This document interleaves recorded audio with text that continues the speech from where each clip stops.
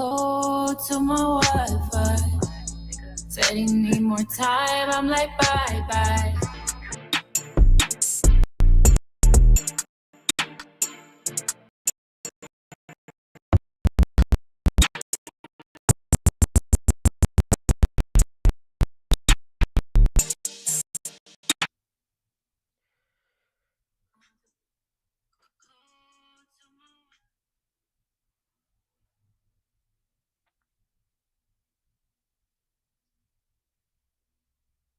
Hi, hotties, kettles, tea stirs. You here for hot tea? All commentary is alleged, and in my opinion, this is for entertainment purposes only. Y'all, give me a minute, okay? I gotta see if I can hear myself, child. Every time I come on live using this new platform, I'm just always discombobulated, girl.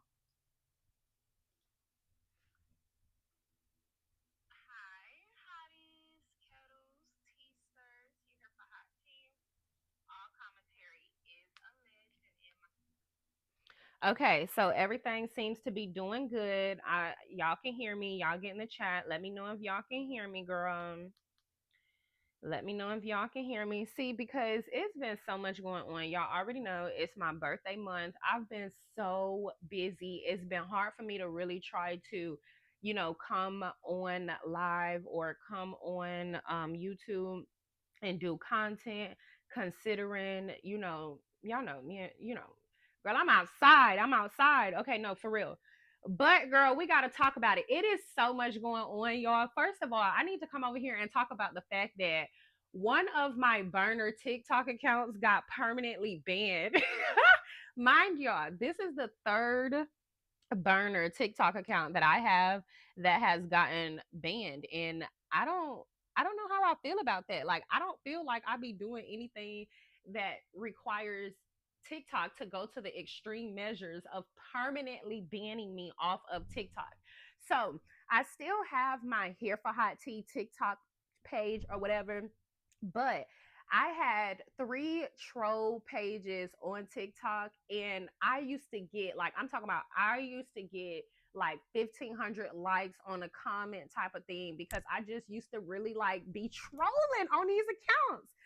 So we got to get into it, okay? I want to talk about Beto, Carlos, and Latisha, and I wasn't gonna talk about it, okay, but y'all in my DMs, and I'm going to do a first impressions video with y'all. So I didn't watch the video, but we're gonna watch it together for the first time, and I'm gonna break it down, dissect it, maybe do some debunkers later on or whatever. And I'm still going to do the video, the breakdown video with Chantel from Basketball Wives, but I just, yeah, like I told y'all, I haven't really had the time, but I'm finding the time. I'm finding the time because I don't want to get backed up with content and then boom, all of this has passed over and now it's so many other things to be talking about. But for the most part, I got my notes. Okay. Okay, I got my notes. I'm ready. It's so much we got to talk about. My TikTok page, my TikTok burner accounts got banned because I was on Lena and King's ass. Let me tell y'all something. It's my birthday month, but don't get it twisted. As soon as I get up out this celebration, okay, as soon as I get up out this celebration, Lena, I'm on your ass, girl. Let me tell you, Lena, as soon as I get up at this celebration, I'm on your ass. I promise you, I'm on your grass because one, I've always known you was evil and vindictive and just outright spiteful, but your true colors are starting to come out for everybody to see. And I'm just so happy for it. On top of that, the fact that we'll get into it. Y'all, if y'all don't know who Lena and King is, okay, go do some research because I am going to be on their ass. I'm telling y'all, I'm gonna be on their ass like I was on Martell and Horion's ass. All right. So if y'all want to really get to the nooks or the crannies of why I'm gonna be on their ass, one, I have literally been watching Neek and King. Mind you, they're younger than me. Okay, I think they're like a few years younger than me actually. But I've been watching them, since they were in like high school on YouTube. And I got wind of them because I think my little sisters used to watch them or whatever. And they was doing one prank video and I thought it was funny or whatever. And so I literally really like me. And I've been watching her since I think she was in high school, and they used to do that house with all of the other content creators or whatever. And then fast forward, I just have followed her story. So I feel like I know, okay, the bullshit that is happening right before people's eyes, the same way I feel like I knew the bullshit that was happening right before the people's eyes when it came to Martell narcissistic bullshit and ass. With that being said, y'all, that is why my TikTok account got banned, because I was lighting Lena and King ass up. Okay, I was tearing their ass up, and I'm gonna keep tearing their ass up because I cannot wait. That's okay. If y'all don't know who Lena and King is, don't worry about it. I'm gonna introduce y'all. But okay, girl. So if y'all are not on TikTok, follow me on TikTok, because now I can go live or whatever, but on my Here for Hot Tea TikTok channel. Okay, I mean TikTok page. If some of y'all have found my lifestyle TikTok page, okay, and I'm just letting y'all know, don't come over there trying to engage with me on the Here for Hot Tea scale. If you over there on my lifestyle page, then you see that the lifestyle page is doing the lifestyle thing. So just keep it in the lifestyle over there on that page, because a few of y'all done came over there and was like, is this Here for Hot Tea? Shh. So that's one thing, the lifestyle page. Keep it where it's at. But my Here for Hot Tea TikTok page, I'm going to try to really start posting more on there.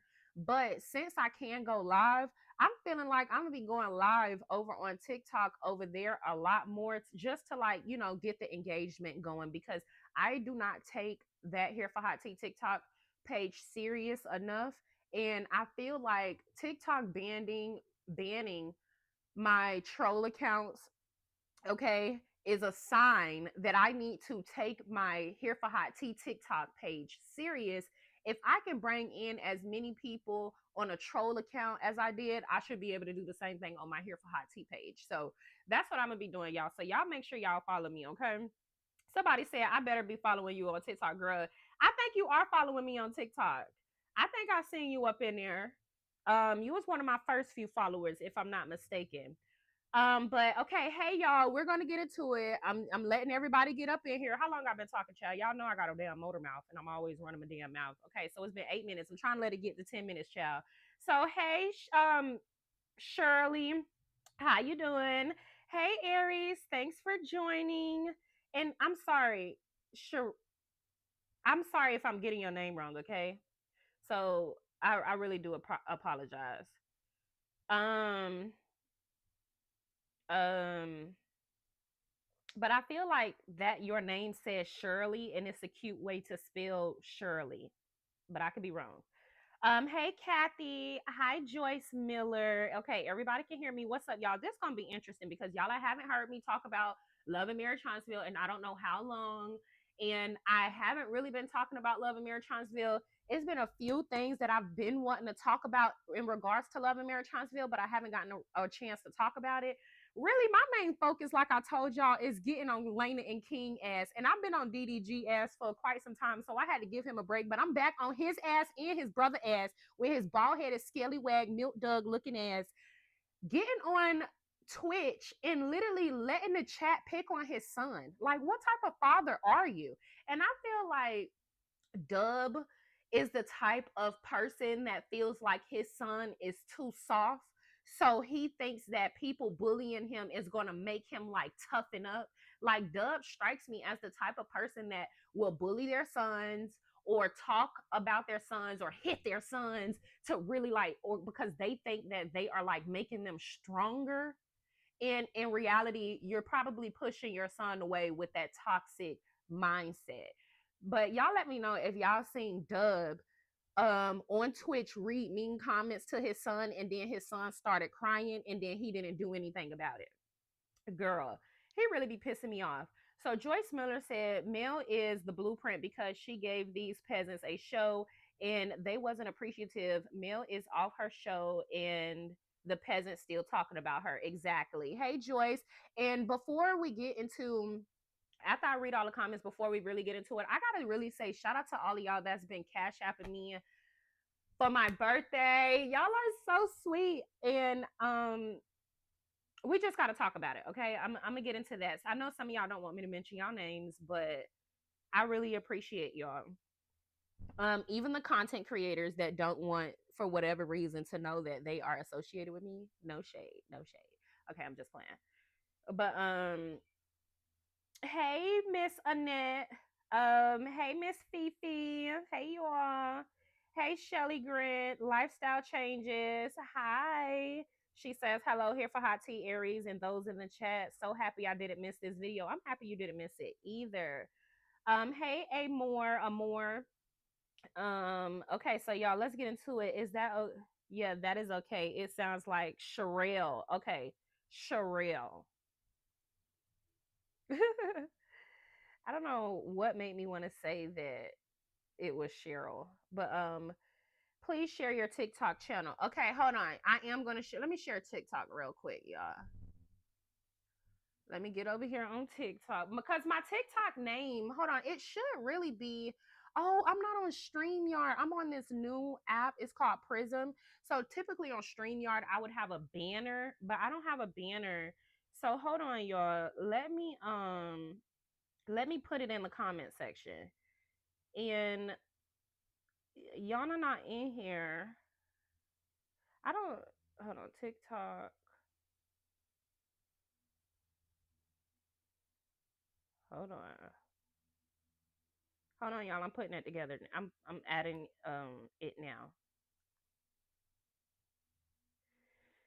Okay, here for hot tea. Should I put my Instagram on here? Y'all should be following me on Instagram, but follow me on Instagram.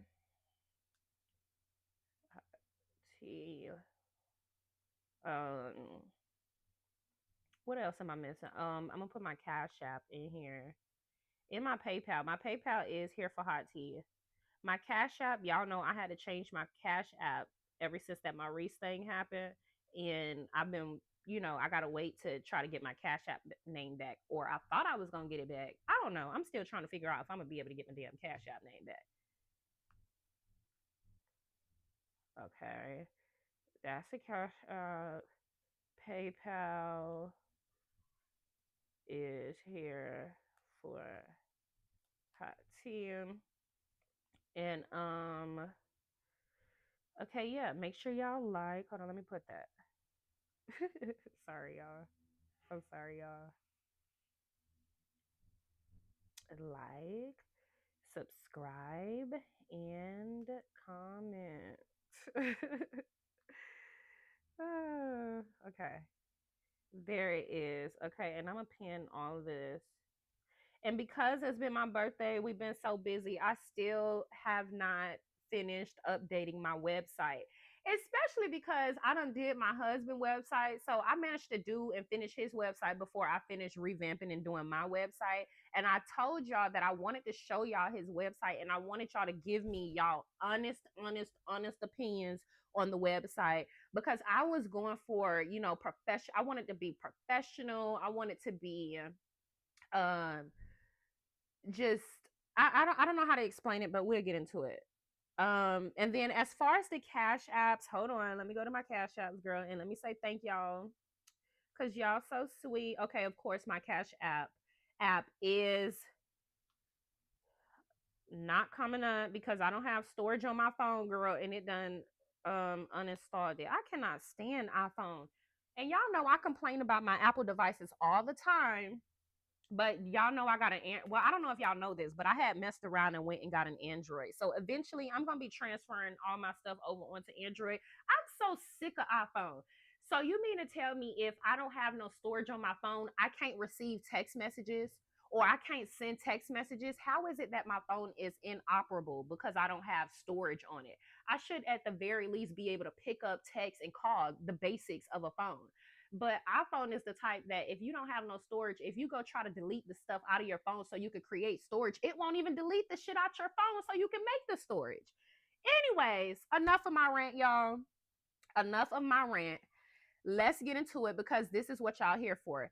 Y'all want to know my thoughts and opinions on, oops, girl, not me pulling up. Girl, not me pulling up the Google, child. But hold on. Hold on.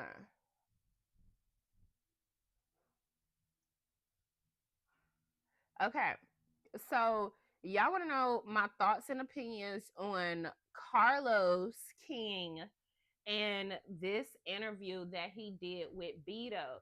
Now, shout out to Ebony, right? Because she did a video about this interview, which is what sparked, a lot of conversation. Because let's be real, people that have really, really followed Love and Mirror Huntsville aren't really following it like that unless they don't have nothing else going on. So, but like they're not really following it like that. So, so Ebony did a video, shouts out to her, and she was basically just pointing out some of the things that was being said in this interview, and that kind of is what got my attention. I was reading the stuff in her comments. I didn't end up watching the whole video, her video, because I wanted to do a first impression. But I was reading the stuff in her people. I was reading what the people were saying in her comment section, and somebody was saying that Beto had said in this interview that good luck on your journey. And so I don't know what context she was saying it in, but we know Beto is a snobby, irresponsible, in my opinion. I do think she's irresponsible. I don't care what nobody say. You can, like, I'm not saying she's irresponsible as far as like her finances or anything like that, but the way she chooses to carry on with her thought process, in my opinion, is irresponsible. I just don't care what nobody says. Okay. But somebody said, wait, did I read the caption right? Why are they speaking on her damn? Yeah, girl, you read the caption right. That's why that's, mind you, I'm gonna be real with y'all. Like I said, I did not watch this video. I did not watch this video. I saw Ebony post on from Show Styles and Spirit. I saw her post on this interview, and I was reading the comments, and some of the people in the comments were saying that, they were speaking on, Melody, and also Beto had said wish you well on your journey. So that sparked me to say, let me watch this and let me see what's going on, because why are y'all even still talking about Melody at this point? One more thing before I press play, because y'all know I'm a rambler, child. Somebody said that somebody ran up on Melody. Is that true? Please, y'all, hold on. Before I start, because y'all know I would, y'all, please, somebody tell me, is that true? Did somebody run up on Melody? Okay, girl, I need to know. Somebody said somebody did a video about it, and in that video, they said that Mel did a live video, and in that live video, she was talking about how somebody had ran up on her, and then she had, I don't know what happened. Tell me. Y'all get in the chat right now, because I can't move forward until somebody tell me if somebody really ran up on her or if that's just, gossip. Somebody said, I'm only getting a white pick for here. Yes, girl, that's me. Y'all don't know who that lady is. That's the lady. Everybody always say this to me. That is so funny. Okay, so the white lady on my TikTok picture is the lady from Sister Wives. Y'all know Sobbing Robin, that's always crying. I took a screenshot of her crying and sobbing, and I put that as my profile picture on TikTok. And literally everybody that follow me, they'll send me a DM and be like, is this here for hot tea? Because who is this white lady? Y'all are so funny.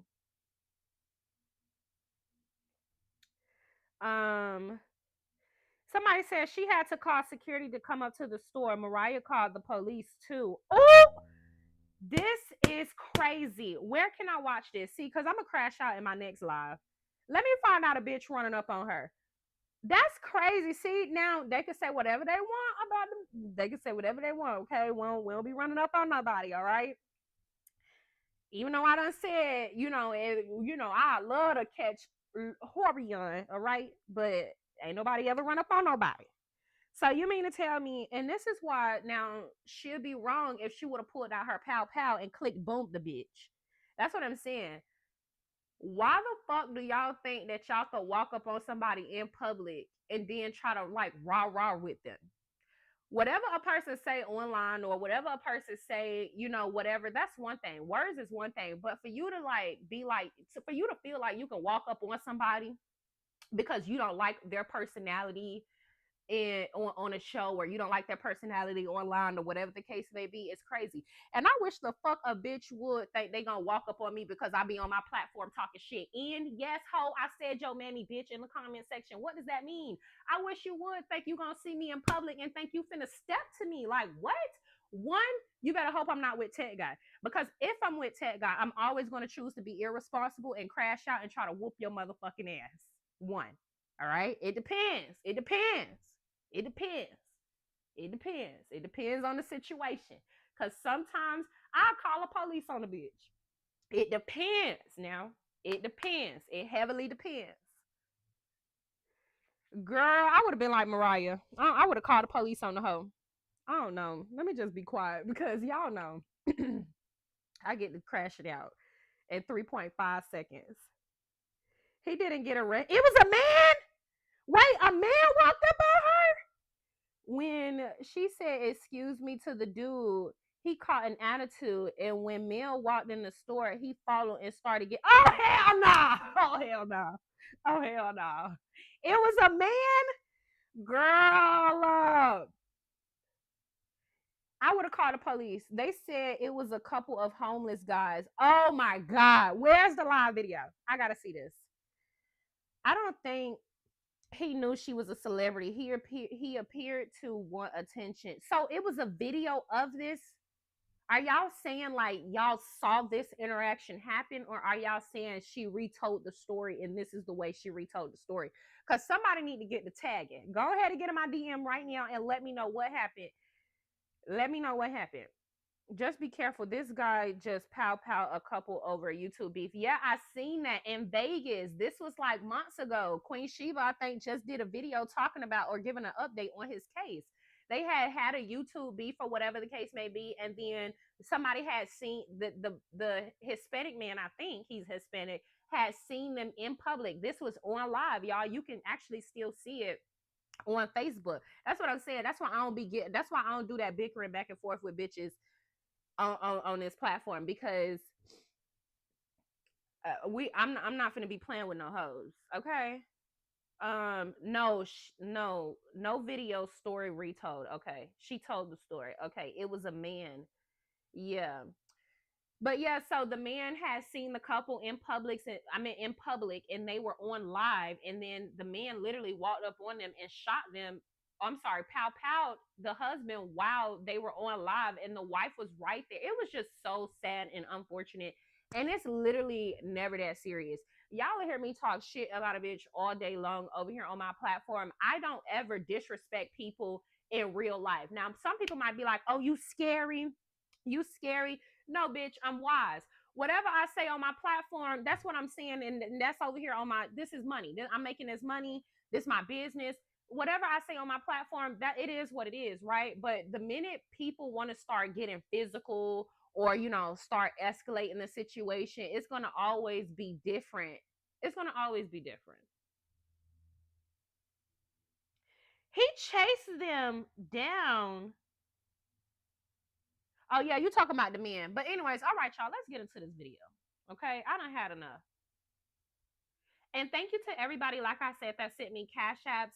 I'm gonna mention y'all in a separate video, because for whatever reason or another, my cash app had uninstalled on my phone, and I don't have enough storage on my phone to reinstall it right now while we on live. So let's get into it. I'm gonna skip through.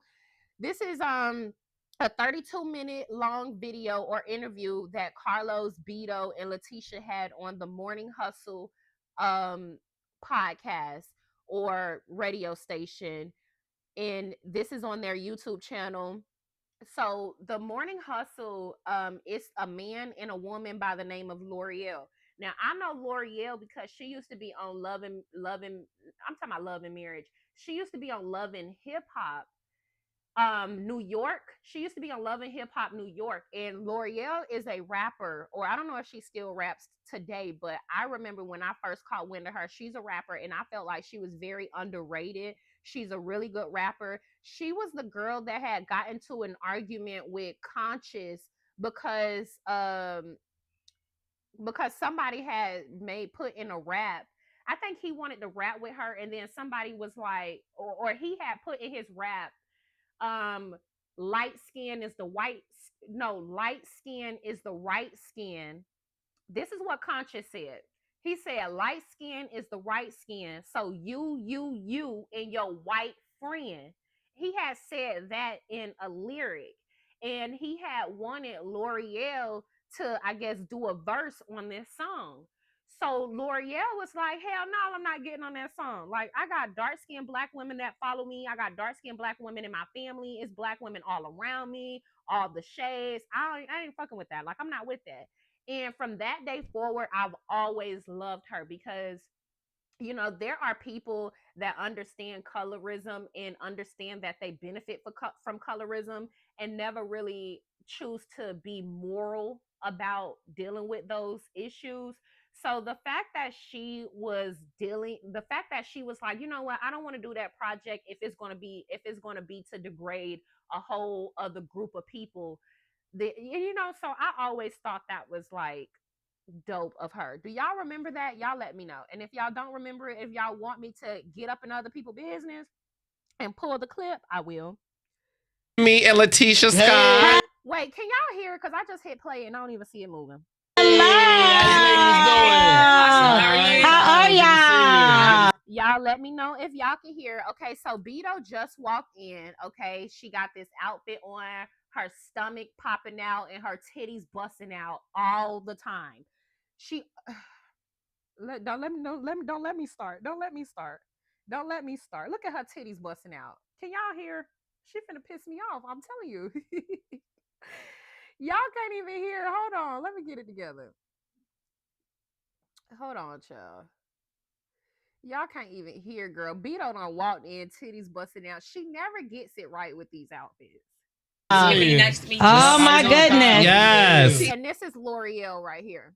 Hello. Hey, darling. A few moments. So we had to reposition a little. Right. We have her sister-in-law, Latisha Scott, from Love and Marriage. I don't want to.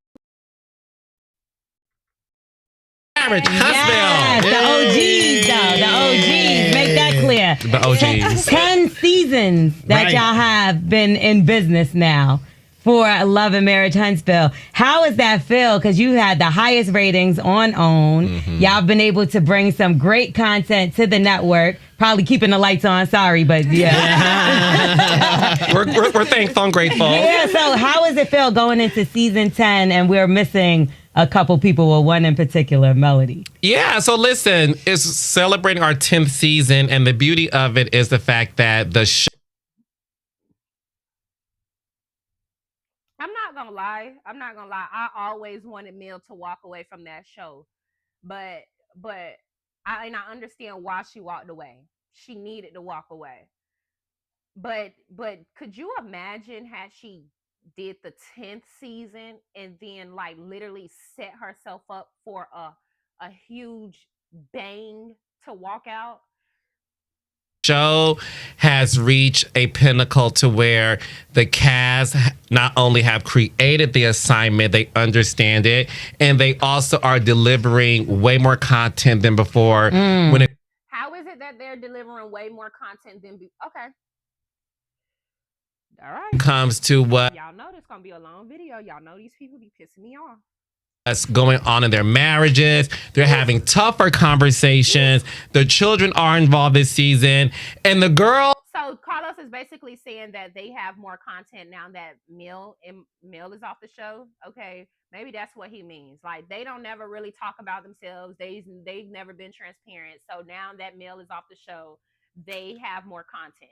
Because there's no way you're saying that you have more content than what you had when Mel was on the show. There's no way. Especially with this janky ass storyline. Apparently, you still pushing with Muscle Mania, okay, and Trouble Man, and that's what I'm gonna start calling Trish, Trouble Man, ho. Since you up here calling a bitch a roach, don't ever think I forgot about that, ho. I'm gonna always be on your ass because at the end of the day, I don't know if I started with you or not. Do y'all remember?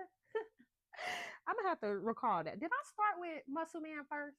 I think I made a comment and she got mad at the comment because she said something, and I made a comment on reality TV entertainment, and then I think she responded, and I think that ugly ass hoe, muscle mania ass looking bitch, called me a roach. Girls are girling. Oh, no, that's right. You know, Latisha Scott is checking all the girls. Oh my God. Is that your goal this season? That's what trying you to want? hold everybody accountable, you know. All right, she's trying to hold it. Okay, look, okay. We talk about transparency a lot on our show, right? Since when? Okay, don't get me started. I'm sorry, y'all. I'm done. Okay. And Yeah. so I just want to make sure all the ladies are being transparent with everything that's going on. So how do you play that fine line between being transparent to everybody and not it being like, oh, the mean girls? Because I feel like that's a narrative they keep giving, especially when it comes to black women, and we're calling somebody out just on whatever they need to step up and say. It always turns into like the mean girls or things like that. Yeah, my husband called me that this season. Yeah. Yeah. Do you feel like you're a mean girl? No, I do not. No. I mean, we've been getting a lot of heat since season 1. Yeah. So my thing is everybody can bring the heat to us, then we can bring the heat back to y'all. Yeah. So When have you been? What are we talking about in specific? What are we talking about? What we talking about? If you saying that last year, what y'all did by calling the fans out, are you saying that was y'all bringing the heat? Because if I'm not mistaken, y'all done really like tuck y'all tail multiple times and tried to say that y'all wasn't doing exactly what we was calling y'all out for doing. Let me know, because if you trying to say that you ran the content creators off from speaking about y'all because y'all had caught a lot of heat, then I feel like I want to be back on my bully. And then on top of that, when did y'all get a lot of heat in the first season? Because if I'm not mistaken, Latisha, and that's what I'm saying. See, people be like, oh, I'm not trying to be disrespectful. I just got a potty mouth. And if you don't like that I curse a lot, please click off. It's so many other content creators.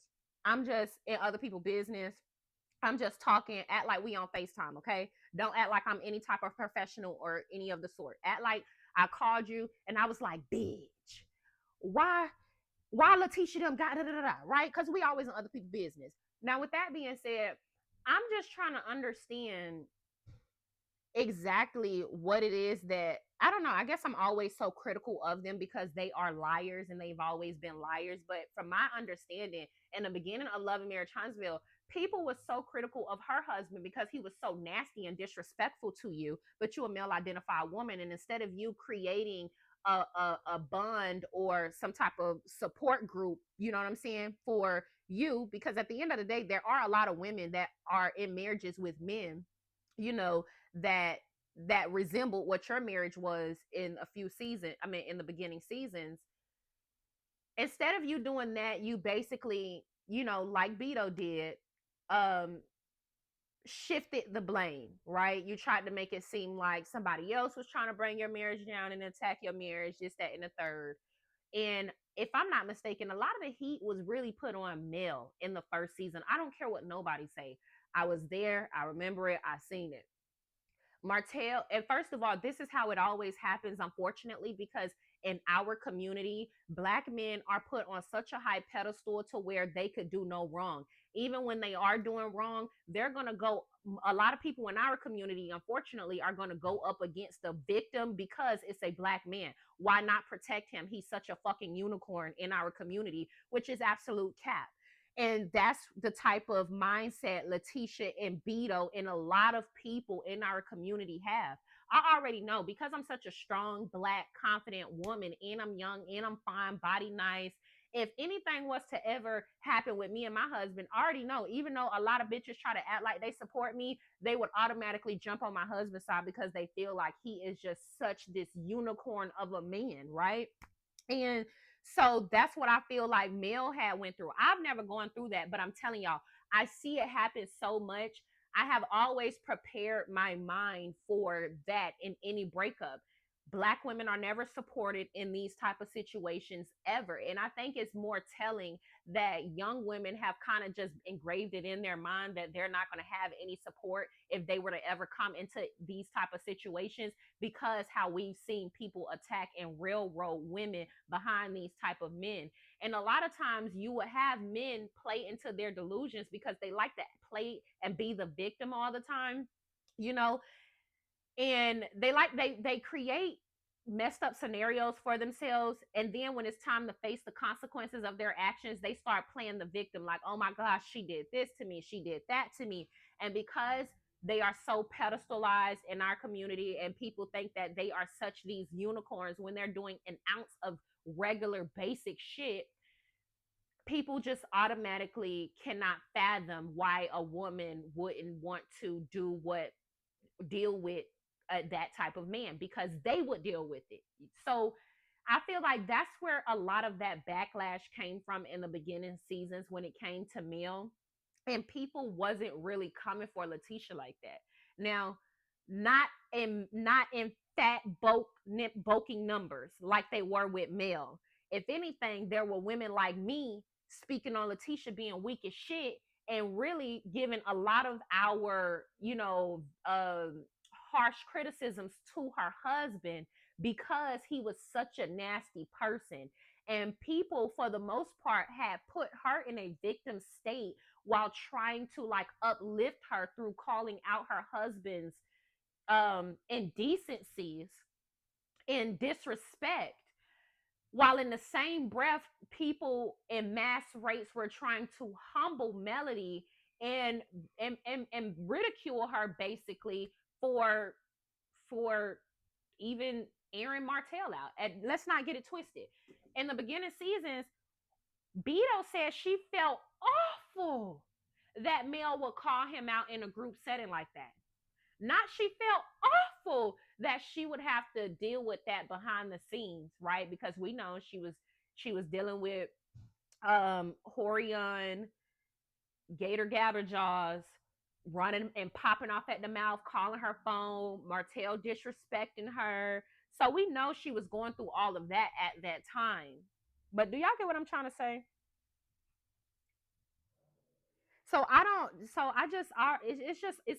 It's always disingenuous. You know what I'm saying? That's just how I feel. Or disingenuine. Y'all in the hot seat now. I know that's right. You said you keep everybody accountable, but who do you feel like is the best at keeping you accountable? Nationwide is so much more than a great insurance company. They're also one of America's largest financial services companies. Like my husband. Yeah. You called her the mean girl. I cannot get away with anything. We even had a moment this season. I was like, dude, like, let me just be okay with like drilling somebody without you coming drilling me. Yeah. Like, dang. Yeah, my husband, he's so hard on me. That's why I get the heat. People like, do he love her? Ain't done. But do you ever have to tell him sometimes, like, please ease up on me when the cameras is out at least? I asked him, he's like, babe, this is reality TV. So you gonna get, this is how it is behind closed doors. So I think that's also interesting. The fact that he's like, oh, it's reality TV. I'm not going to ease up on you. However, remember, when it was time for them to start talking about some of the issues within their marriage, that was something that he was closing the door on, because it would have meant him being accountable for the way that he treated his wife. But see, Marceau is the type of person to where he knows what type of dummy that he's married, and he know how to run laps around Latisha.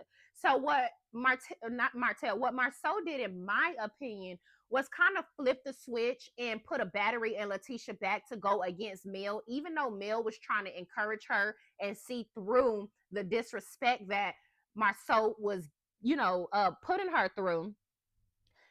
And then once he was able to help break that relationship up, he then started to take on a lot of the talking points that the fans were talking about when it came to Latisha, and throwing that in her face to continue to humble her. Now, you could say what you want, but I've been watching the show, and I'm paying it all the attention. So now we've completely gotten away from how Marceau treats his wife, and now we are completely on the way Latisha behaves and acts and how unaccountable she is. And a lot of that is going to be based in how she chose to be unaccountable and deal with her relationship when it came to Melody, right? So she did a lot of deflecting within that situation. And Beto, Big Beto and Marceau had enabled her because at the time they had an issue with Mel. And it was easier for them to create this issue with Mel to deflect from what was actually going on within, you know, all of these relationships that they had. Y'all let me know if y'all following me. So I feel like Marceau is just a smart, manipulative person. So, and this is what men do when they have women like Latisha to keep them humbled and keep them in their place. So now the way he keeps her in her place is by continuing to humble her and using the words that so many of the fans that criticized her use. And he used that to go against her. He knows that she does not feel good when he sticks up for other people in front of her, even though she's wrong, because she was willing to stick up for him even though he was flat out wrong. So she is loyal to him in a sense in where he's not loyal to her. Like, he's not going to, you know, put all his business and indiscretions or inadequacies out there for everybody to talk about, but we'll do it for you because this is reality TV. And in front of everybody, I'm like, dang, can you just show me a little bit more? That's funny. Well, we have been seeing certain people go through certain controversies, and we just seen one of the castmates pop out, Martell. You better do your research. You know I love you. You know that. And Carlos just do a whole bunch of deflecting, like all of this yelling and loud shit. Like, it's not rocket science that he just popped out because it was literally on all the platforms. Like, what are you talking about? It was no research that needed to be done. I love you. I love you too. Okay, so he popped out on the carpet with the do y'all still call it side chick? Or? Well, I don't think we ever called her that. It's, you know, well, Kimmie, you want to name? Her name is Arionne. Oh. Remember when I told y'all I wasn't going to be talking about Love and Marriage Huntsville? I changed my mind. I actually changed my mind.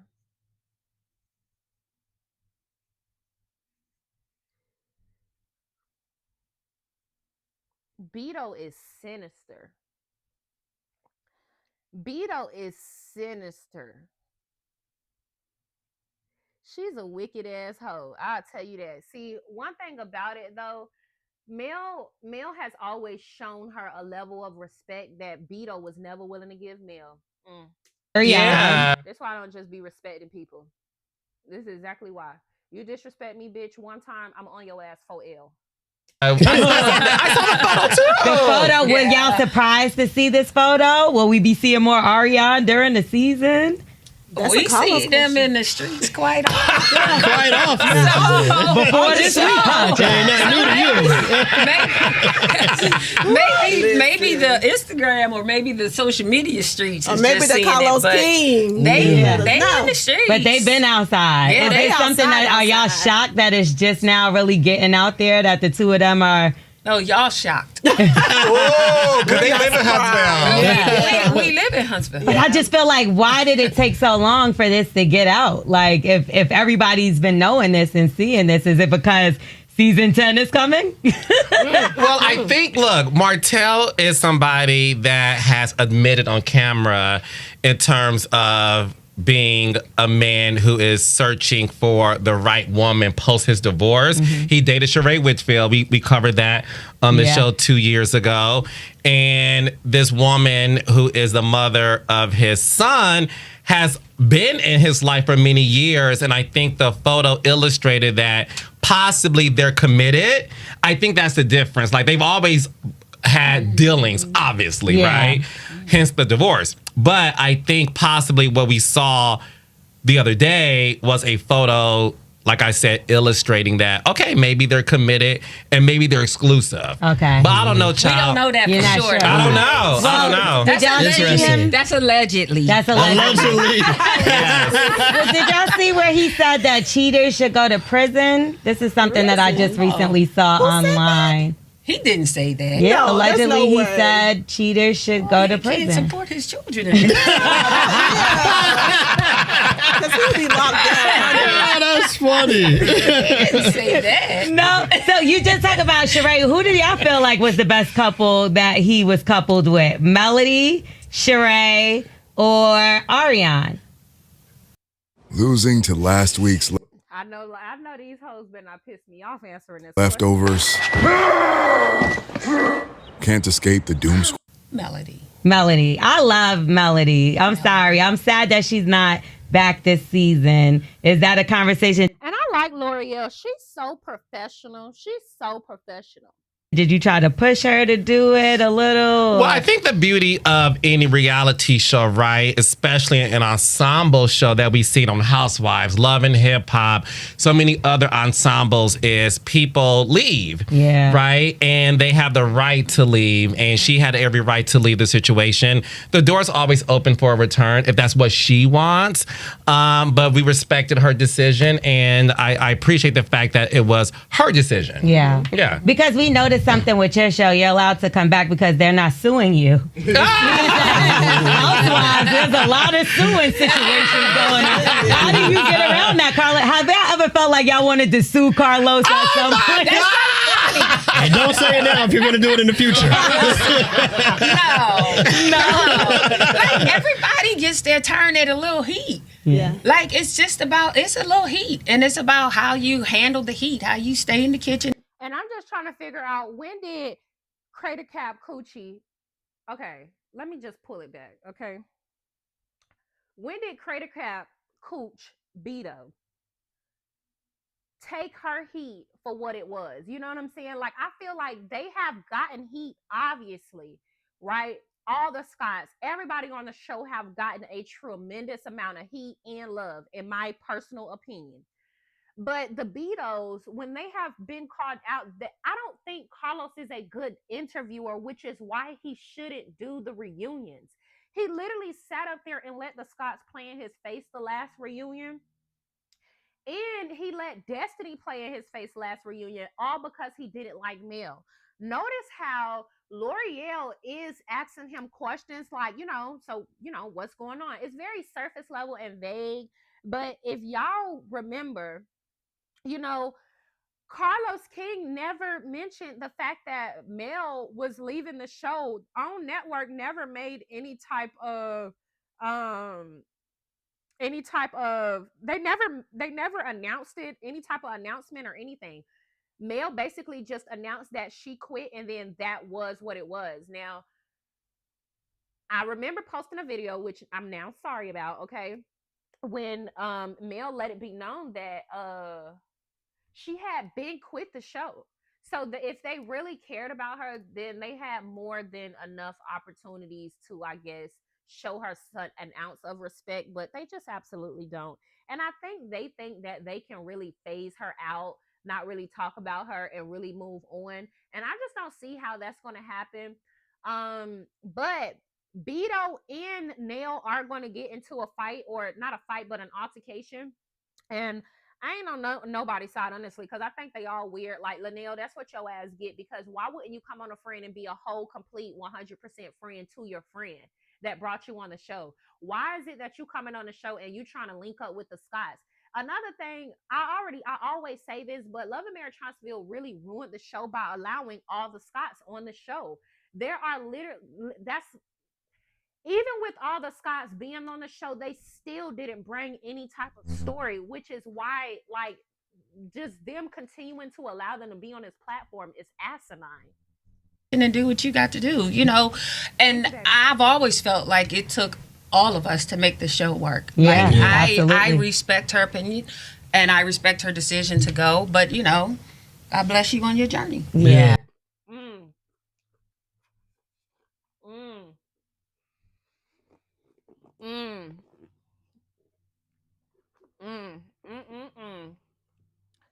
Beto.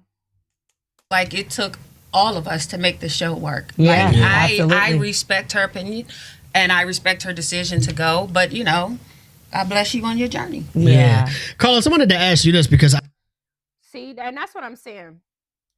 Crater Cap Coochie has the unmitigated gall. One, I get what people saying. Like, it does feel shady because Kimmie is a very shady person, but she's passive and microaggressive, and she's a coward. So people sometimes overlook some of the stuff that she does. Like when she had a conversation with Martell and was like, yeah, but why you calling her a side chick? But I want y'all to really listen to me now. Listen to me. Because Here for Hot Tea ain't never fucking lied. Listen to me. Listen. Listen to this. Remember when I used to do videos about Beto, when I first started airing Beto and Maurice out? Listen. Listen to me. Remember when I used to say Beto strikes me as the type of person that will do anything for a man, so much so she will overlook children for the benefit of a man? Do y'all remember that? Please get in my comment section and let me know if y'all remember that, because I'm not going to keep going on until somebody tell me what's up, because I remember telling y'all all Beto's personality traits, because she's a male identified woman, she's insecure, and whole time apparently, because I haven't watched the show, Beto's son is having a conversation with Big Beto about how he feels like Maurice wasn't really there for him or something like that. I don't know, y'all. I'm going to watch it and I'm going to break it down and I'm going to do some debunkers, because I've been calling Beto ass out.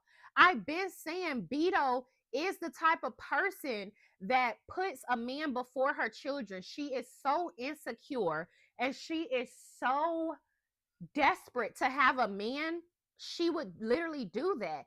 On top of that, what type of woman stays with the man that requires her to bust her cootie open, that crater capped ass cootie, that dry ass shit, while she's going through a life-threatening battle? But what type of woman would allow a man to say and do that to her and then villainize the people that try to hold him accountable for treating her like she's fucking scum? You can't say nothing to these type of hoes. You have to let them suffer and think that their suffrage is peace and happiness. The only reason I really be on Beto's ass is because she be trying to make it seem like she's so above the bullshit when she's literally busting her legs open for bullshit night and day, 3 times, 40 times a motherfucking day. Like, oh, your coochie can't even breathe because that sucker keep you on your back with them legs spread. You 50 plus years old. You need a break. Go travel the world. You can't go and see the world in peace because you always got your legs propped open.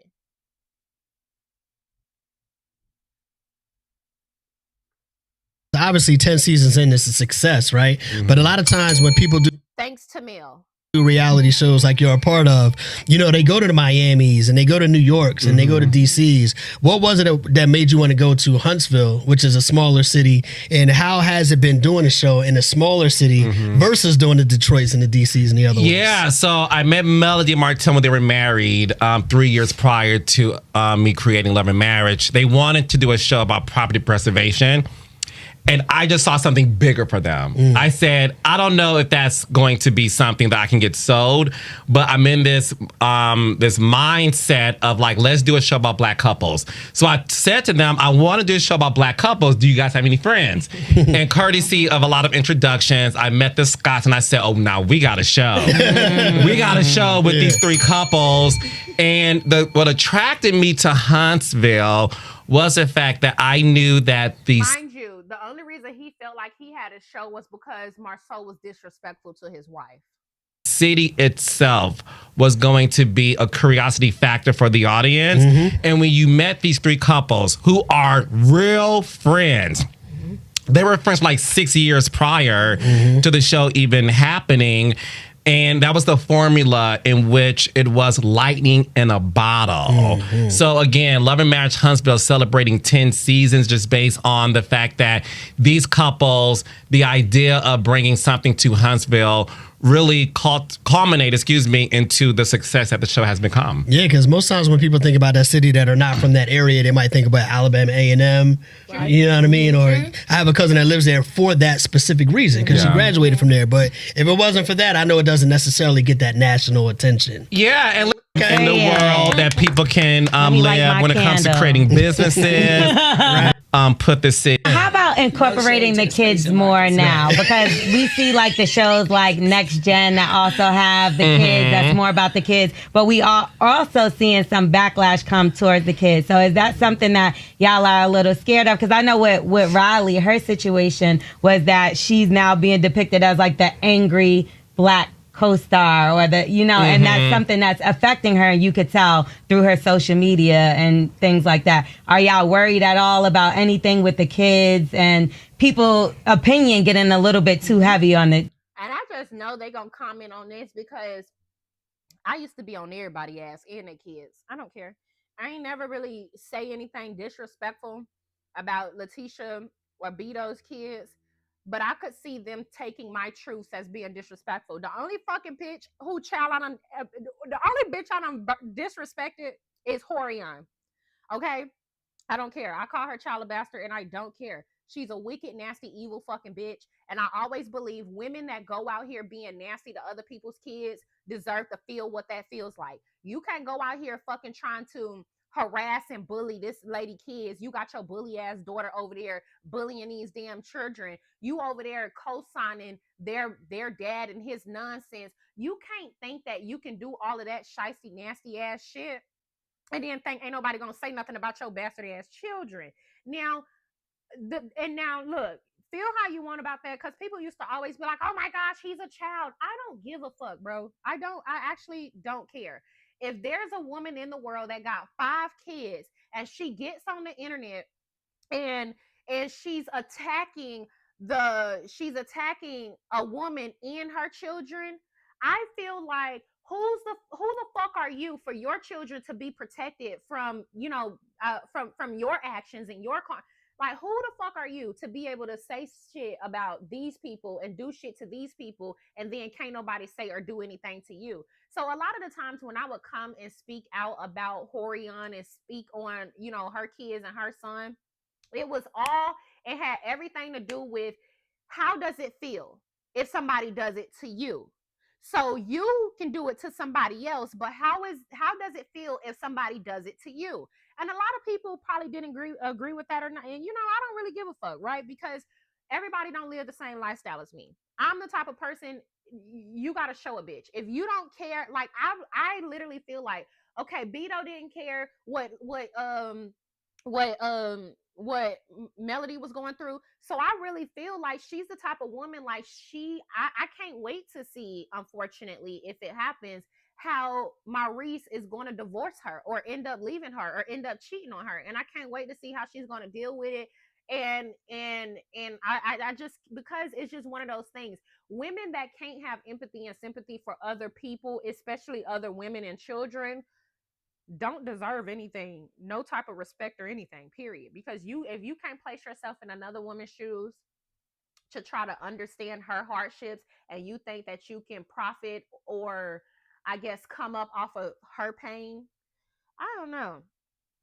The children. Yes, all the time. Nationwide is so much more than a great insurance. Somebody said the rating increased by 300 views, so people are lying about not watching. I do feel like people are lying. I think once they seen the trailer of what's her name, Nell, I think going back and forth with Beto, I think they was like, ooh, you know what I'm saying? And I also think that when Martell made his debut with Arionne and posting a picture of her and that boy that they had out of wedlock on the show, I think that I was going to speak about that. I didn't watch that, but I obviously saw the clips on reality TV entertainment, and I thought that was the greatest disrespect and slap in the face, because he literally protested for his kids with Melody to not be on the show or on social media because of what that might do to them or whatever, while in the same breath, you know, I guess now trying to, you know, plaster her on the show to really try to malign Nell, in my opinion. And at this point, I think Martell can't have anybody else. I don't think he can have anybody else. So this is his best thing, but I don't ever feel like it's better. The grass is never greener on the other side. Whatever Mel had to go through, Arionne has to go through worse, Don't ever get it twisted, especially because he feels like he's above her. So like he said, I think he said that he was putting her through nursing school. I think he said he was putting that hoe through nursing school, y'all. But if I'm not mistaken, I thought the bitch said she was a nurse or she graduated from dentistry or some shit. But whatever. He said he was putting a bitch through nursing school. A narcissistic man like Martell putting a woman through school, he's hanging that shit over her head every day. What are we talking about? When she start making money, he gonna feel like she owe him half. I put you through school. He's gonna give her what are we talking about here? You know what I'm saying? If you know, you know. Company. They're also one of America's largest financial services companies. Like, he's so much more than Saquon Barkley. I'm also Staycon Barkley. Oh man, it struck my uniform. Whoever.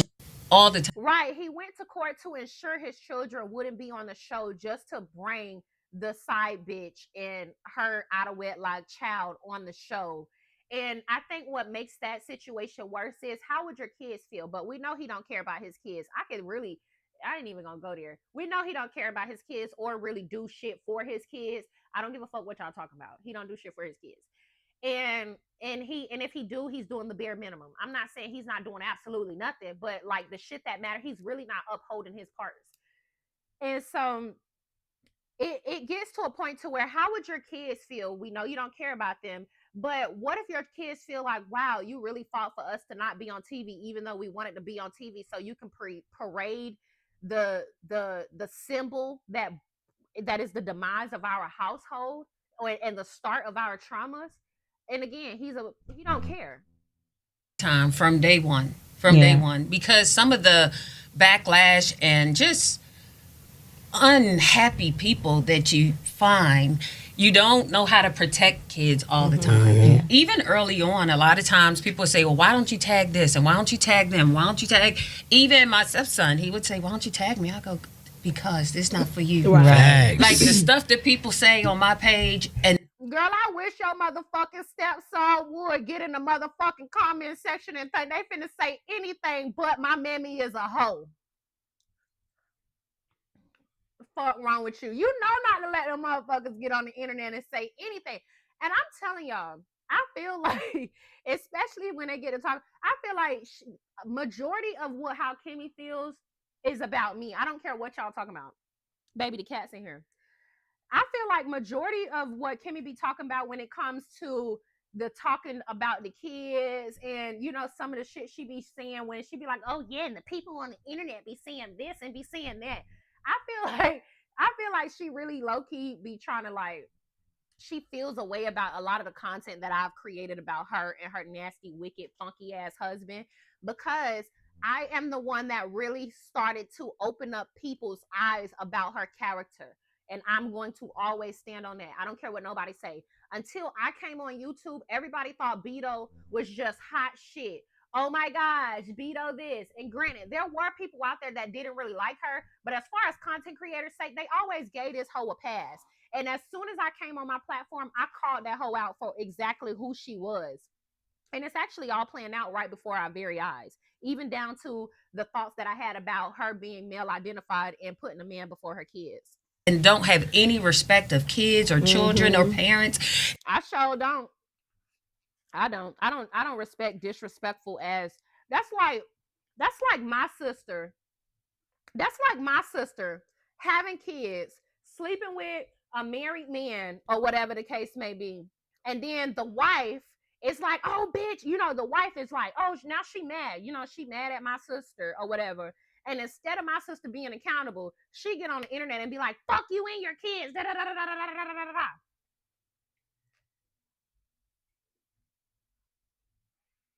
I would chin check the shit out my sister, personally.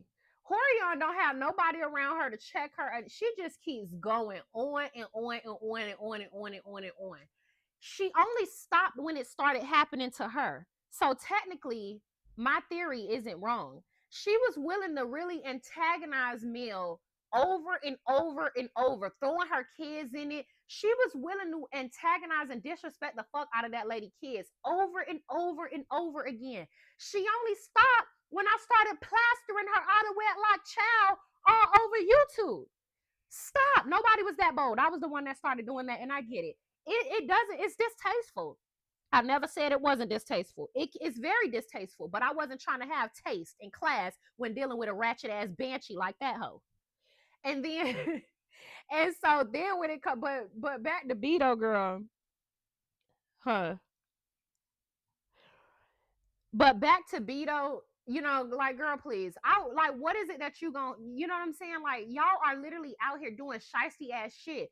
But can we be honest though? Let's really be honest. Let's really be honest. Nobody ever talked about any of these people kids.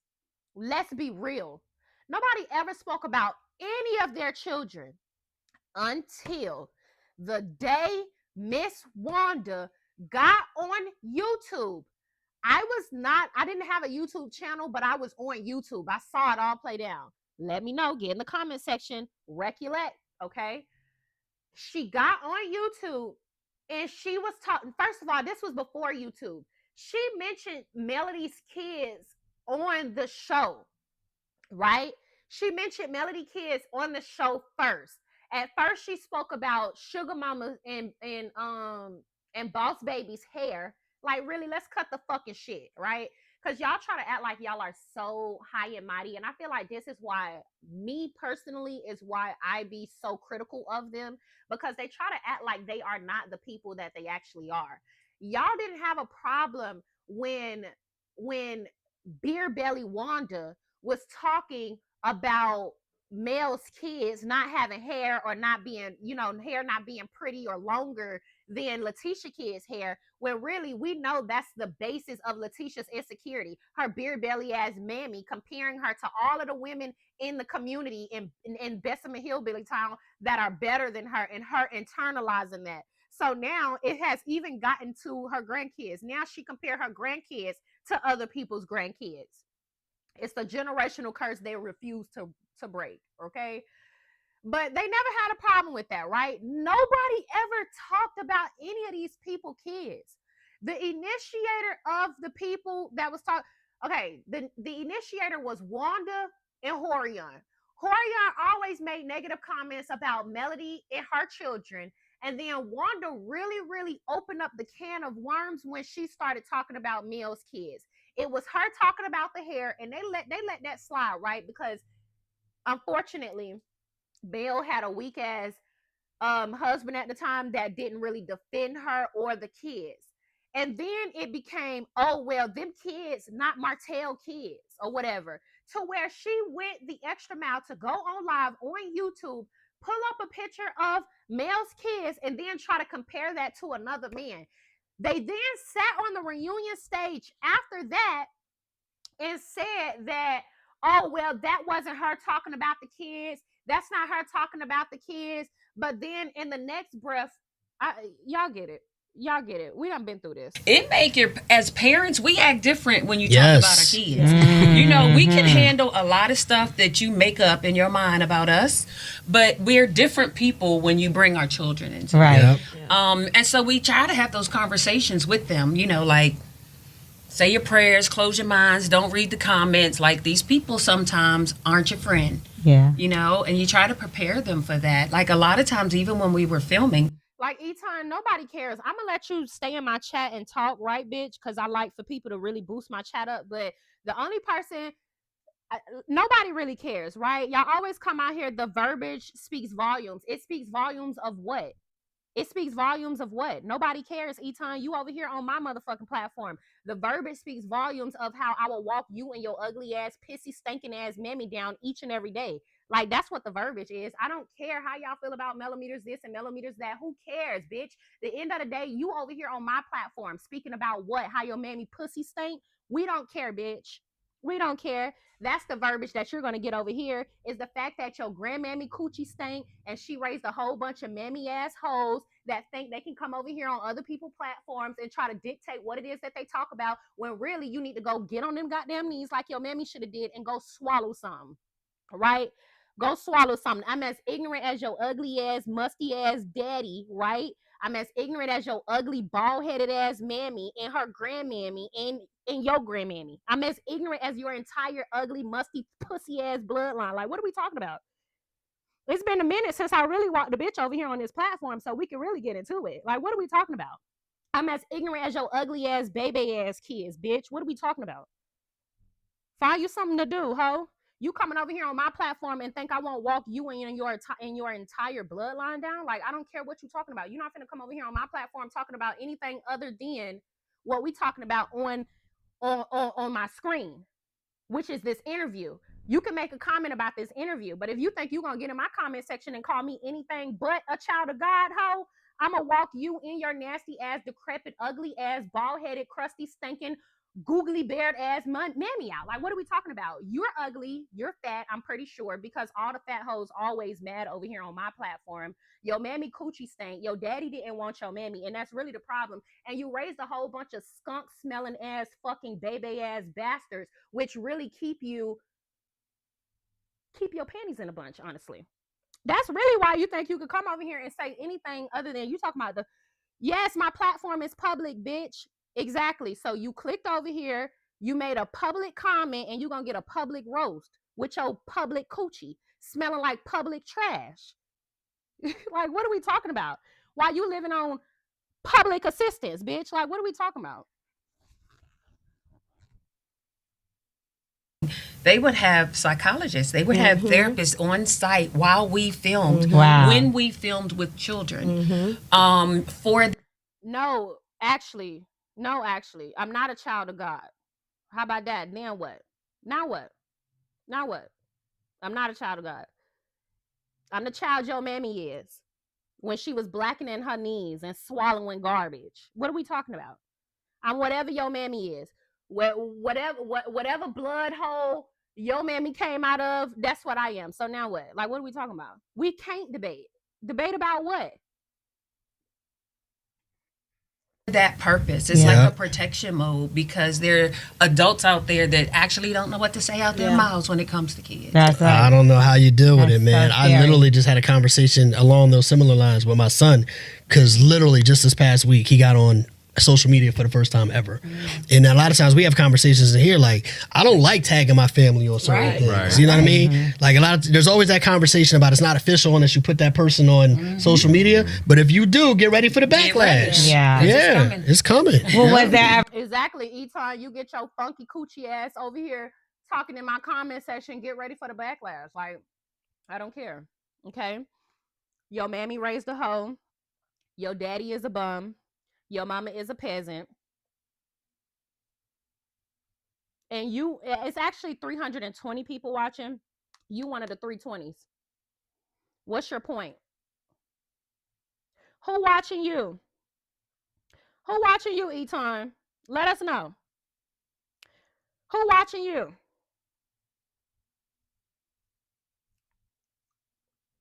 Let us know who watching you, boo. Because we know nobody coming to click on your shit. We know nobody coming to click on your shit. We know your mammy ain't had nobody watching you growing up. That's why you don't fail and bust your head 1,009 times, ho. We know nobody coming to watch your shit. That's why you don't let 1,000,009 people probably throw all... Let me not go there, child. I'm as crazy as your bastard ass kids.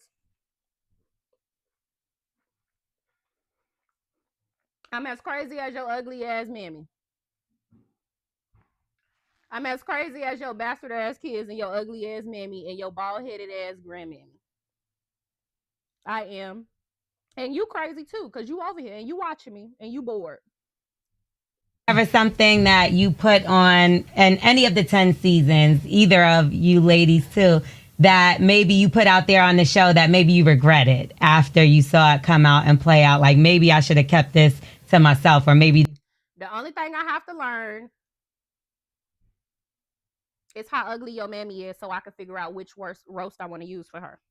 I need to learn what the fuck you look like so I can plaster a fat ass picture of your ugly ass face on my screen and I can roast the shit out of you and your ugly ass mammy. That's what I need to learn. What you need to learn how to do is mind your goddamn business. What you need to learn is that if you come in my comment section talking, just know that I'm going to respond to you. Don't be upset. Shut it down, then. Shut it down, then. Shut it down there, E-Time. Hurry up, child. Hurry up, child. Because the only thing that you really should have been focused on shutting down was getting your mammy off them black ass knees, right? Because all of that choking she was doing, we know, we get it. You wanted to be swallowed. You didn't want to be here in life, but you ended up being here in life. We know your daddy would have preferred for your mama to guzzle you down her throat, but she didn't end up doing that, right? She ended up, unfortunately, carrying you to full terms, right? For the world to deal with. I don't want you to teach me nothing. I want you to teach your mammy how to get off her knees and stop sucking. That's what I want you to do. Teach your mammy how to get off her knees and stop blackening them knees, right? Teach your mammy how to put a pillow under her knees before she starts sucking it up. That should have just been within the family. Or maybe I shouldn't have aired it. I wouldn't say regret. I would say hard moments. We've had some hard conversations on this show. I'm like, I hate I was so open about it. But, it's part of... I'm asking you to teach your mammy, right? Teach your mammy how to bleach them black ass knees. Teach your mammy, all right? Teach your mammy how to bleach them black ass knees from all of the knee sucking she was doing or bending on the knees she was doing to suck. So worry about that, E-Time. Worry about that.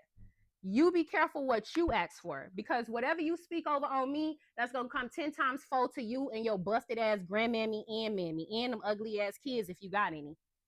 Of the game, like, it's reality TV, so we have to be real and honest about everything. We're new to TV, and so we was like, we're just gonna, this opportunity is here, so let's just give it our all and be honest with everything that's going on in our life. And even when we talk about transparent moments, we was like, listen, certain things you're not gonna put out there just because it needs to stay within the household, especially dealing with your kids, right? But at the end of the day, with my husband, our businesses, we was like, we have this platform to teach others. So if it's something that we had to go through in life and we overcame it, why not share it? Because we don't know who else that, we're blessing with this moment. And one thing her husband, Marcel, said to me, because again, I'm a producer. I don't have children. I'm not married. Martell, season 2, approached their son, MJ. I forgot how old he was at the time. He was a young teenager. And he apologized to her son about the things he said about Marcel, their dad. And Marcel called me, because that's what you do. You don't go on social media. You can call me. Period. Okay. He called me, and Nationwide is so much more than a great insurance company. They're also one of America's largest financial services companies. Which I also never understood why Marceau had felt some type of way about the conversation. Because y'all remember, well, he finna tell a story. He finna tell it. He said, Lowe's, I didn't like that. He said, I didn't like the fact that I wasn't aware that a grown man took my teenage son to apologize about something that my son wasn't even aware of. He didn't know about it. And it was the first time for me that I was like, oh my gosh, I didn't even think about that because I'm not a parent. And I promised him that would never happen again. And we have this open door policy with Love and Marriage Huntsville, like my other shows, to where if we're never going to intentionally put kids in a situation where they can't defend themselves. Eton 326, ho. Get it right, bitch. Without their parents involved. But it was something to where it was a learning lesson for me, even. And that's why anytime we do anything with the kids, even her grown son, we be like, Kimmie, just so you know, child, he's going to speak to your husband. Because you... Carlos King voice is annoying, but I'm going to try to skip through this a little bit. But the point is, even in this, they're not all the way transparent regardless. Because Marceau literally said out of his own mouth that they had a pact to not talk about certain stuff within their marriage. You know, I'm even able to say that was wrong. I take full accountability for that, and it won't happen again. Well, see, I like that because I don't think other people would admit that. They would just be like, well, this is what you signed up for. Yeah. Exactly, which is what Latisha Mammy did. And it is what it is, but it shows that you do have a heart. So I know it does bother you when you see these couples come in all in love and then some of them separate. Do you feel like a personal responsibility, like you might have a part in maybe them not being together? No, not at all. Zero. You did that. Zilch. You. Oh, we got to put this on. It's so easy to blame production on everything. Which because happens. it happens. And listen, I'm gonna go speak about my production. I can't speak for other reality shows, right? I can speak for my production. These two can stop me if I'm wrong. When it comes to any couple's relationship, y'all were dealing with that before there was a camera. Two things happen, and I've been doing this for 18 years. One, you tried to hide it, and it got exposed because the audience says, something don't look right. I don't know about that, right? And two, you gave us the storyline. It was beneficial for you. Wait, hold on. Two things happen, and I've been doing this for 18 years. One, you tried to hide it, and it got exposed because the audience says, something don't look right. I don't know about that, right? And two, you gave us the storyline. It was beneficial for you. And then it got too heavy for you. Yeah. And then you blame the production. It's like, well, I just followed what you gave me, child. That's right. I literally followed what you gave me. But again, everybody who has gone through a divorce after being on reality TV, that was their exit plan to begin with. Well, let me ask you, ladies, Latisha and Kimmie, but the point that Carlos made about when those cameras come on and sometimes it gets too heavy, do you guys notice people, or have you felt pressure to do more than you should have been doing? Or like, all right, I know now that this is how I would react, but because the cameras are on, I got to turn it up another notch. I got to be extra. Or do you see other people being extra? Listen, there's a definite red. I feel like Beto have definitely felt like, oh, I got to do extra. Somebody definitely gassed her head up. Let me take this screen. Oh, God. Hold on. Let me get this screenshot. I got to get this screenshot. I feel like people have definitely gassed her head up to where she, like, she thinks she's something that she not, in my opinion. Like, y'all know how when people be like, oh, Kimmie is, or this person is definitely who they say they are. Yeah, no. Like, Beto is not who she say she is. Beto thinks she is something that she is not. Just like Eton. Like, bitch, you still in here talking about 326. That's amazing. Yes, as amazing. Girl, that is amazing, child. Not as amazing as the way your mammy smell. Light special. Oh, yeah. There's a definite red light special. There's some people that when the red light comes on, right, act up. Yeah. That's what I'm saying. And that does happen. Right, and I think that's Wanda. As soon as the light come on, she acting up. To be fair, I think for me, I think I'm the opposite. And I think what's also crazy is this besides the point, this back to the comment section. Why people always coming in our chats talking about people talking about this fan base and this fan base, this fan base, this fan base. I'm trying to understand why the fuck you over here. Y'all so above what this fan base does. Y'all are so above what this fan base does. Y'all are so above how these people do things. Y'all are so above doing this. Yet y'all doing the same weird trolly ass shit. Like, I'm just trying to understand how the fuck you in my chat. You've been in my chat for I don't know how long. I just scrolled up and saw your D rotten ass. You been in here making comments whole time like you really want to lick my twat. The way that your daddy probably wanted to lick my twat. It's frustrating. The way that your daddy was licking plenty of twats in front of your mammy, right? Had your mammy all on her knees, blackening her knees, watching your daddy lick the twats of others while she got to blacken her knees and gobble up all them churn that she so desperately wanted that he didn't. Like, get up out of here. Because I don't want to act up. Like, I don't want to act up. Like, they always in our business. We over here, this is my own section, right?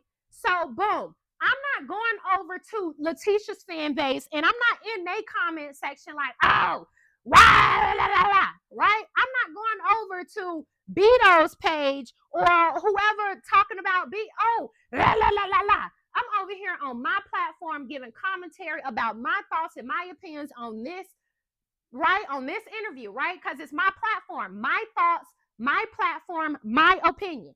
So you can have an opinion and comment that under my chat, But why the fuck do you feel like you more high and mighty than the motherfucker who running the platform who you over here on watching?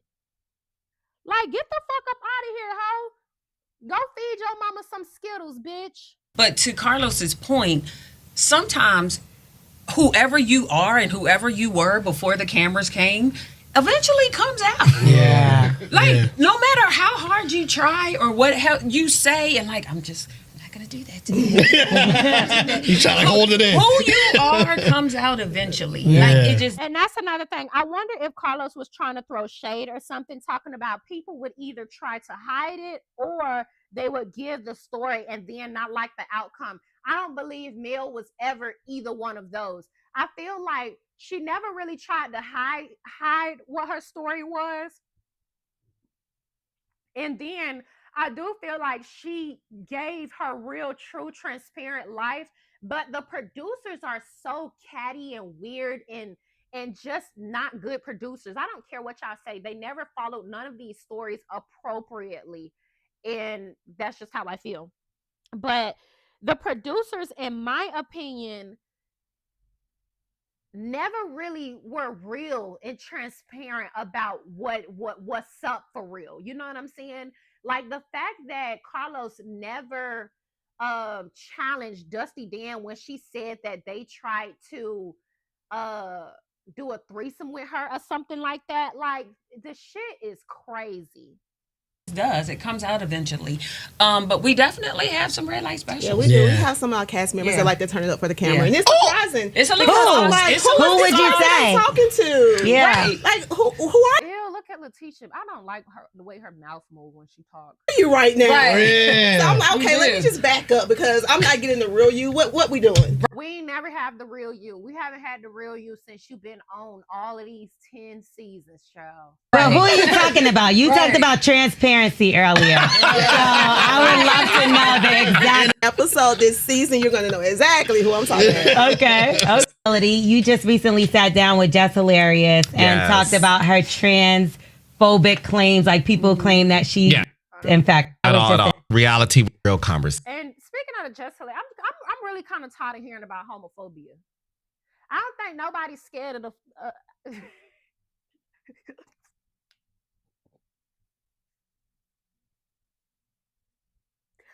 I almost got canceled. I don't think nobody's scared of the LGBT.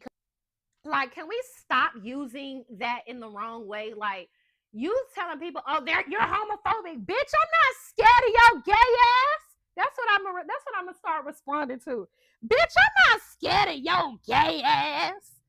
Cause like, what the fuck makes you think I'm scared of you, bitch? Like, what's up with you? Like, no, but for real, please.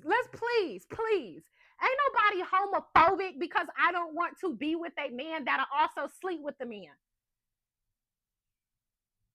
I'm not homophobic if you are a trans woman, but you were born a man and I still view you as a man. I'm not transphobic for that. Bitch, I don't give a fuck how many wigs you put on. I don't care how big your titties is or how cute your makeup is, ho. When it comes down to a bra, if you think you're going to put your burly man hands on me, bitch, you're going down. I'm going to treat your ass like a click. Boom! Respectfully. But no, for real. I don't think what Jess Hilarious be saying is so bad. Like, I just don't understand it. It's like, I am respecting you because I don't think people have an issue with like lesbians, gay men, or anything. I think the biggest issue that is really creating a lot of this discourse is the trans community, specifically within the LGBT community. And I think it's just not fair to keep saying people are homophobic for being honest. I'm not homophobic if I don't want to have a relationship with a man that has also had a sexual relationship with a man. Like, I'm a woman. I don't find a man attractive that could look at a transgender woman and find her to be attractive and also want to have intimacy. You get what I'm saying? Like, it's one thing if you see, if you could see a trans woman be like, oh wow, she is so fucking beautiful, right? But like, there is like, can we fucking stop? Like, let's stop, right? I'm always gonna be the one with the unpopular opinion, and I don't care. Let's stop. Y'all not finna keep trying to railroad people.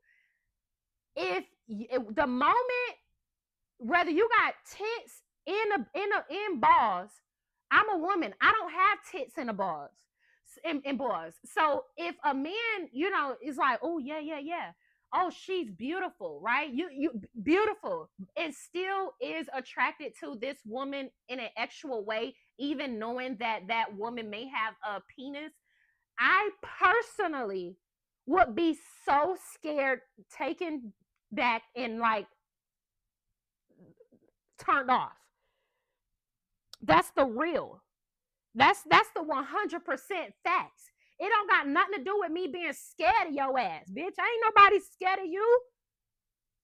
I don't want to mingle with that. Like, not that it's a problem, but it's a problem for, like, I could be friends. We could be friends, but I don't want to have a sexual relationship with you. That don't mean I'm fucking homophobic. But again, I think but that's how you know what I'm saying? It's always male-centered. It's always male-centered. These are not conversations that are had by trans men. These are always conversations had by trans women, the men either transitioning into women or whatever the case may be. And it's always that misogynistic mindset to where I don't fuck with it, right? Because even as a Black woman, and I'm just gonna say what it is, right? Even as a Black woman, I still have to deal with the male identified women that are real women. I still got to deal, and I'm not no cis nothing.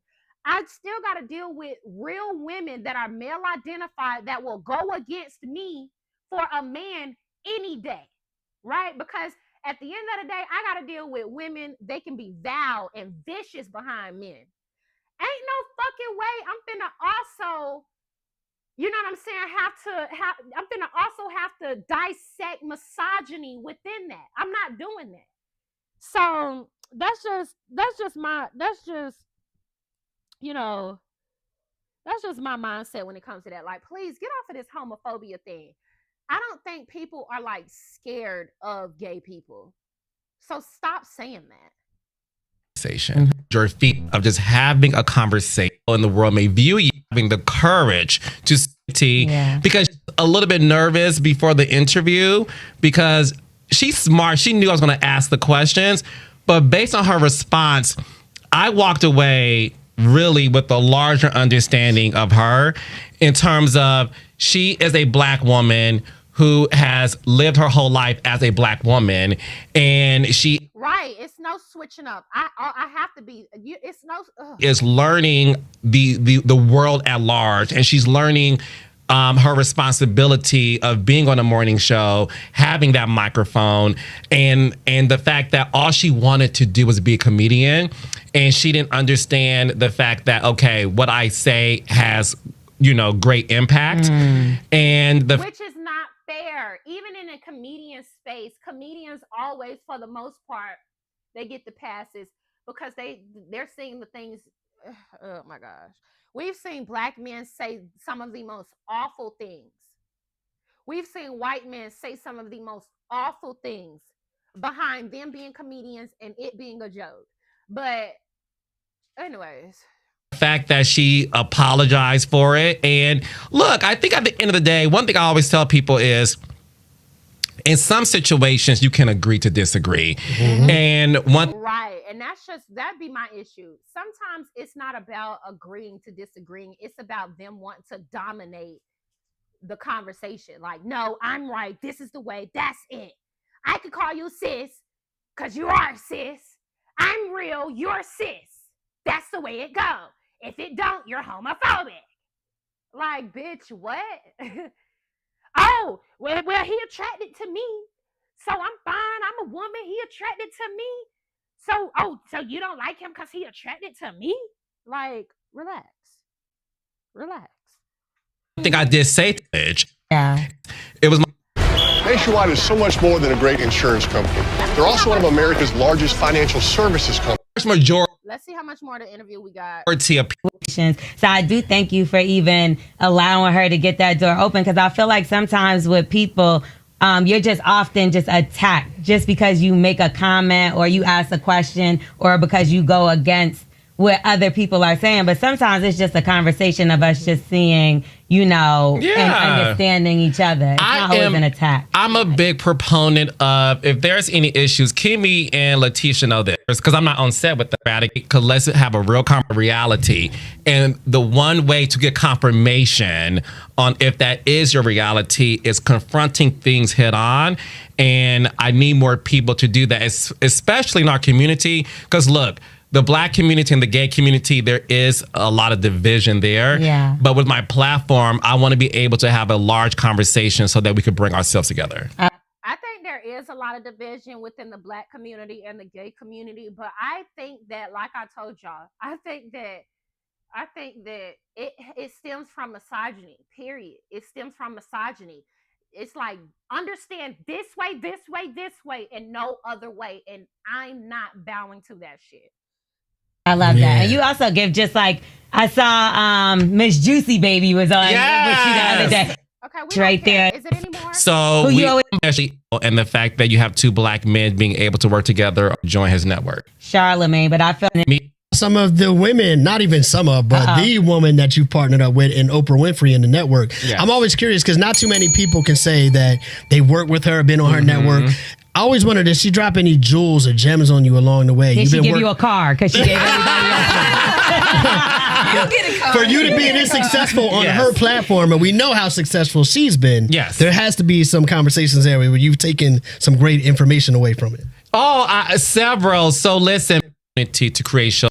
She said to me, as we sort of like pitch shows and get stuff greenlit, she's always like, lean into it. I trust your children, the blended family, being accused of things and having to defend yourself against a narrative that just isn't true.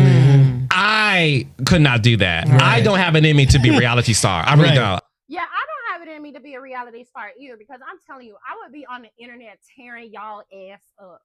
I would be tearing y'all ass up. Like, I'm telling you, if I was on a reality TV show, first of all, I wouldn't be able to do a reality TV show because I had forced my husband. Oh my gosh, y'all. Oh my gosh, y'all follow me on TikTok. I'm actually going to start doing this. I forced my husband to rewatch Real Housewives of Atlanta with me. He don't really be rewatching it. He'll just be watching it in passing. But he is so funny, like, because he be making like commentary about it. Like, he just finds it to be so funny. He never watched Real Housewives of Atlanta. But I say all that to say, I wouldn't be good for reality TV, because I remember when Phaedra and Kenya was going back and forth or whatever. And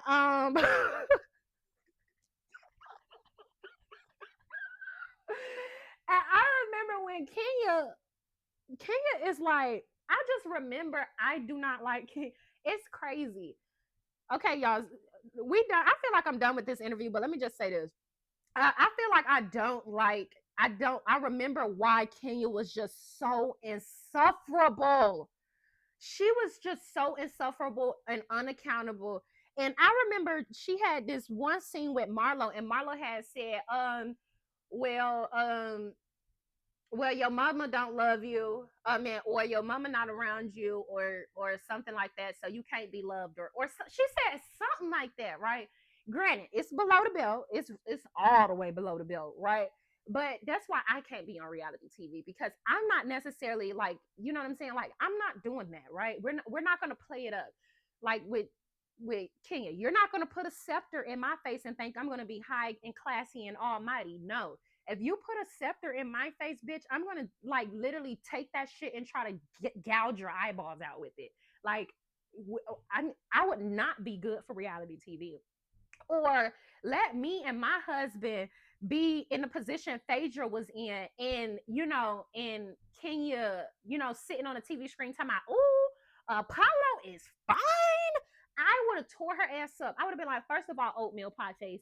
But then again, the way Apollo was disrespecting Phaedra, I would have really disrespected the shit out of him. Like, and then also when I rewatched Real Housewives of Atlanta, I had to watch it from an adult perspective, because when I was watching it, I was young, growing up in high school, whatever, school, whatever. Now watching it as an adult, Kandi has always been the villain, actually. Like, granted, Phaedra took it too far with that damn lie. And even though she made that lie, she had plenty of time to save herself and retract. She definitely took it too far with that lie. However, Kandi is not a good friend. She's male identified. And I don't know how I let that go past me. Like, when I was watching it, I always felt bad for Phaedra because I knew Apollo was lying. But again, as a young girl, my entire life, I have seen how the community treats Black women for going up against a Black man, even if he is abusing her, right?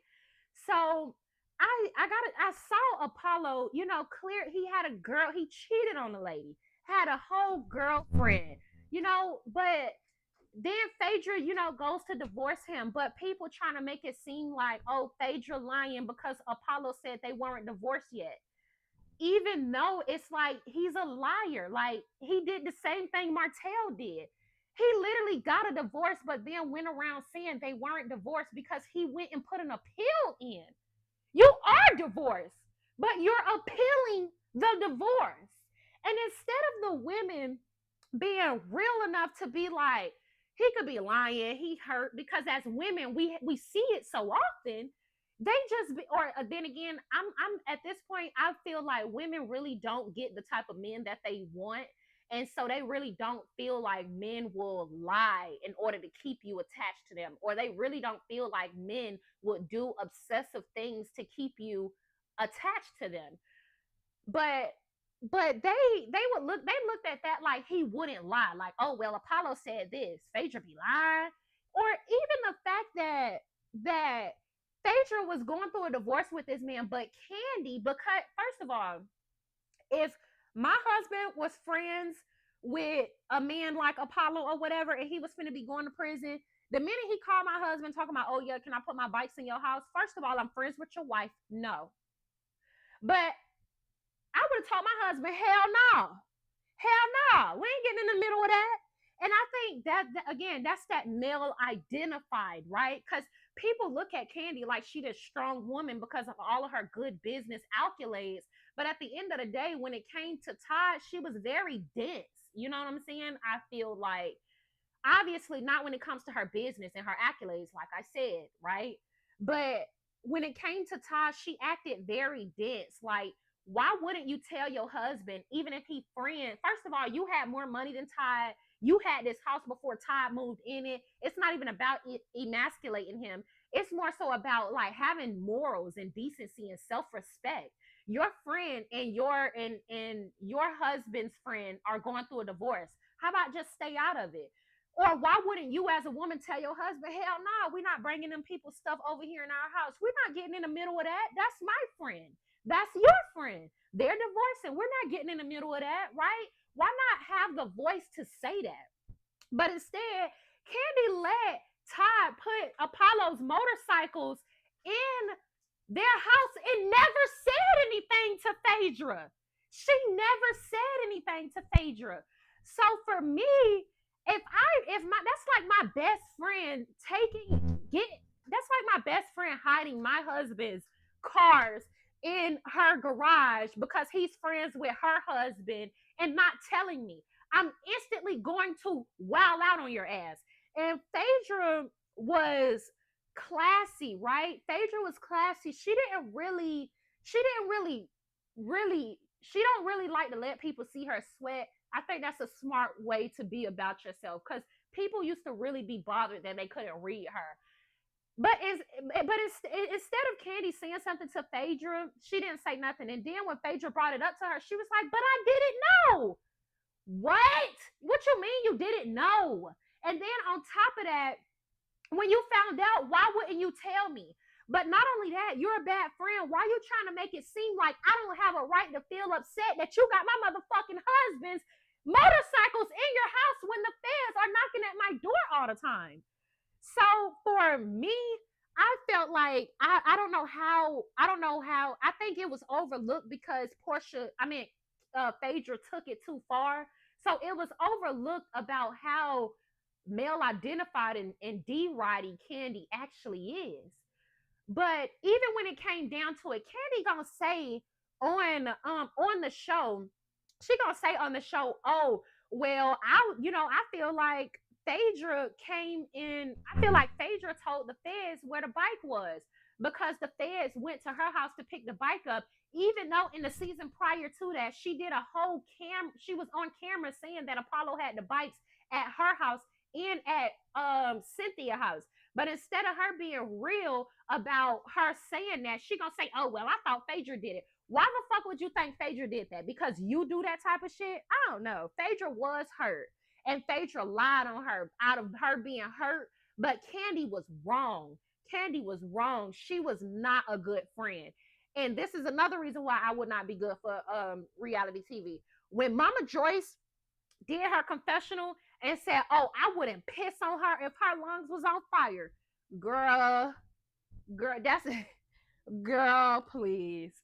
Because Candy like to always defend her mama, even though her mama can say disrespectful stuff to other people. And so I already know, like, if I was Phaedra, our friendship would have definitely been over with because I would have read Mama Joyce down, chill. Because even Candy was the villain for real. Because even when Nene had made that comment and said, I could never, see myself fighting and, rolling in the mud like Mama Joyce was or something, or like Mama Joyce was doing to Carmen or something like that. Candy had got mad and made it seem like Nene was talking about her mama. And it's like, girl, just because you let your motherfucking mama run you over don't mean she get to be in the real world disrespecting people, running up on people, and ain't nobody gonna have an opinion on it. So yeah, nah. And so she got into a whole argument with Nene because of it. Another reason how Candy was the villain, realistically, she was so pressed over Nene. Every conversation she had, she was shading Nene.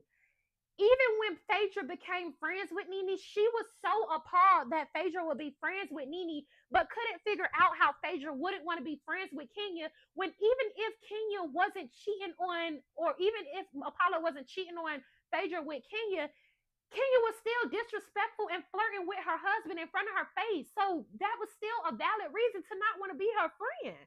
Like, y'all, I really been sitting down rewatching Real Housewives of Atlanta, girl, and I am just like really like, oh my gosh. But anyways, yeah, Candy, yeah. I just didn't understand it. But yeah, y'all. Okay, so as far as this go, I don't really think I have anything else, child. I don't care nothing else about this interview. Y'all get in the comment section. Let me know what y'all think. Get in my DM. Let me know what y'all want to talk about. Make sure y'all follow me over on TikTok because now I can go live.